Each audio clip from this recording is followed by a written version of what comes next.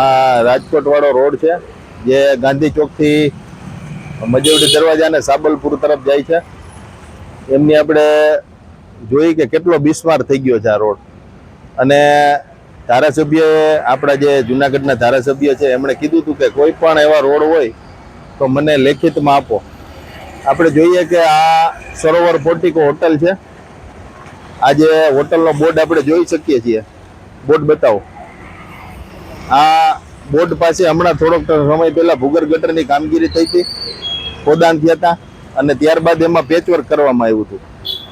1 મહિનો નથી થયો. આપણે જોઈએ કે આ પેચવર્ક આખું તૂટી ગયું છે. આપણે જોઈએ કે ચારે બાજુ પેચવર્કમાં પણ ખાડા પડી ગયા છે. એની હાલત આપણે જોઈ શકીએ છીએ. આ પેચવર્કમાં તૂટી ગયા બાદ પાછું એમાં મેટલ નાખવામાં આવેલી છે. એટલે જેમ ડબલ એન્જિન સરકાર હોય એમ ડબલ ખર્ચા કરવામાં આવે છે. કે એક ખર્ચો થઈ ગયો, રોડ રિપેર કર્યો, એ તૂટી ગયો મહિના દિવસમાં, પછી પાછું એમાં મેટલ નાખી અને એ પણ તૂટી ગયો. હવે આ જે છે એ સરોવર પોર્ટિકાની એકદમ સામે જ છે કે જે હોટલ આવેલી છે.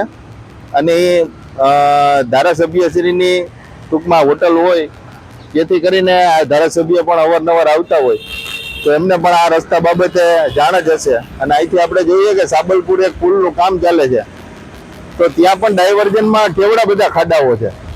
1-2 કલાક જેટલી ટ્રાફિકને લાઈનો થાય છે, પણ છતાં પણ તંત્રના પેટનું પાણી નથી હલતું. શાસક પક્ષને તસદી લેવાનો સમય નથી.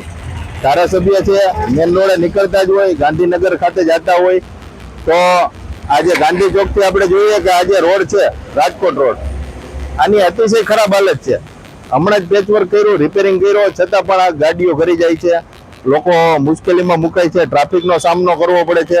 હમણાં તહેવારો આવે છે તો કેટલી ભયંકર હાલત થશે.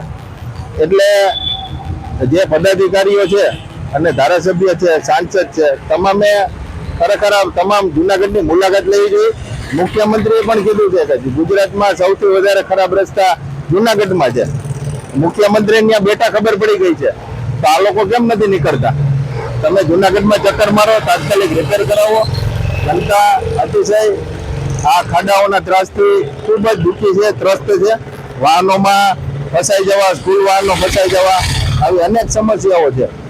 પણ ખાલી બેઠા બેઠા આપણે લેટર લખી કોઈ પણ પ્રશ્નનો હલ નથી થવાનો. શાસક પક્ષ છે એ એમ કે અમે ટ્રિપલ એન્જિન સરકાર છે તો ભાઈ એટલી સ્પીડમાં કેમ કામ નથી થતા? દર ચોમાસામાં કેમ આવી હાલત હોય છે? એટલે હવે આ બધા જે નાટકો છે એ બંધ કરી અને કાયદેસરની કામગીરી તાત્કાલિક આરંભે એવી અમારી માગણી છે.